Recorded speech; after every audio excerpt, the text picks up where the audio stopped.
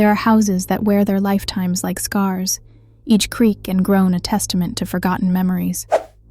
The one in our tale today is no exception. This house, an imposing Victorian mansion tucked into the embraced solitude of dense woods, has a staircase said to whisper to anyone daring enough to climb it. But the whispers pale in comparison to what lies in the attic. Welcome, dear wanderer, to another gruesome chapter of Echoes of the Dark.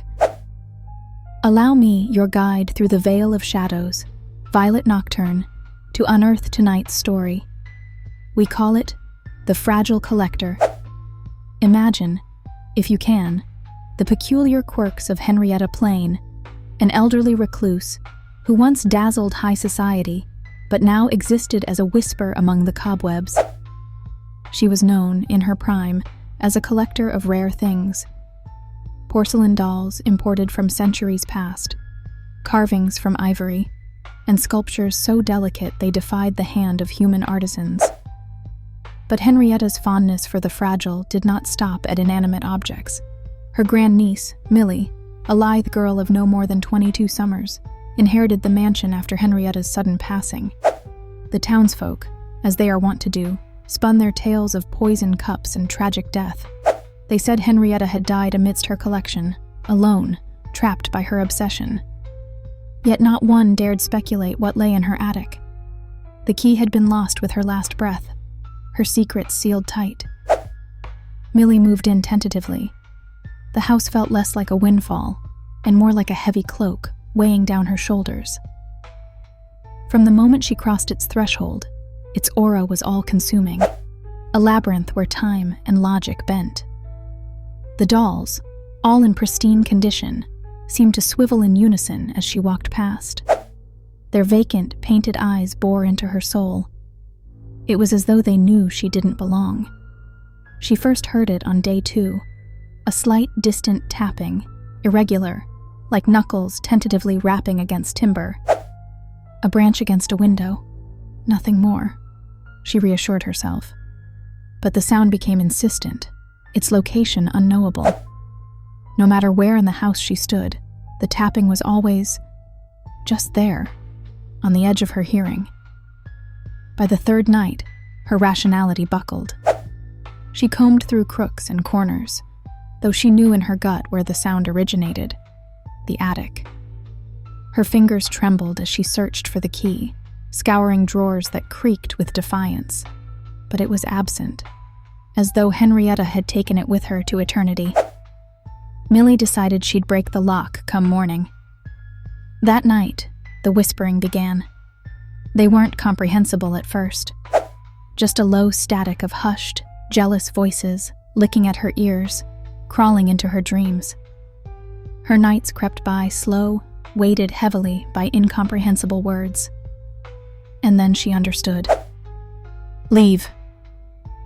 Curiosity and madness share a jagged boundary.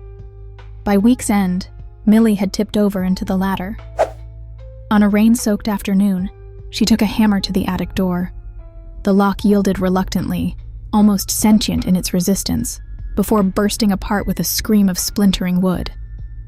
The air that hit her was dense, damp, wrong, like time had stagnated in the attic's shadows. At first, she thought the space was a storage of Henrietta's lesser treasures, pieces not deemed worthy to display. But as her eyes adjusted, she froze. Suspended in the wall were hollows, crudely hewn in the plaster. In each alcove was a figure, life-sized, impossibly real, frozen in grotesque portrayals of anguished movement. Their skin wasn't painted nor sculpted, but waxen, fleshed, real. Glass eyes twinkled, trapped forever mid-gasp or scream. Each one seemed startlingly familiar. They beckoned recognition, like a name one struggles to recall on the tip of the tongue. And then comprehension dawned. These weren't strangers. Her mother, her grandfather, her cousin Jeffrey, they were there. Sleek frames of preserved nightmares. Henrietta had been collecting them, each fragile relation she adored too much to let go, even in death. Millie staggered backward, bile rising in her throat. But the attic wouldn't give her a clean exit so easily. Behind her, one alcove sat glaringly empty, its claw-like opening hungrily anticipating its new occupant. And just as Millie gripped the hammer tighter, ready to lash out in her panic, the whispers returned. Not pleading, not cajoling, but a deafening honey-coated command. Stay. The porcelain dolls in the main house watched in eerie patience as years passed. The attic door was never breached again, its lock mysteriously restored, though its key remained missing. And the whispers? Gone, just as suddenly as they arrived, along with Millie's presence within the walls. So, when you visit old Victorian mansions of forgotten grandeur, beware the collector's work lurking within. Each family has a protector, but also a jailer, someone who cannot bear to smash what's delicate, even against nature itself. But tell me, my dear wanderer, if you ever stumbled upon such treasures, upon rooms that house the untold, would you run? Or would you stay?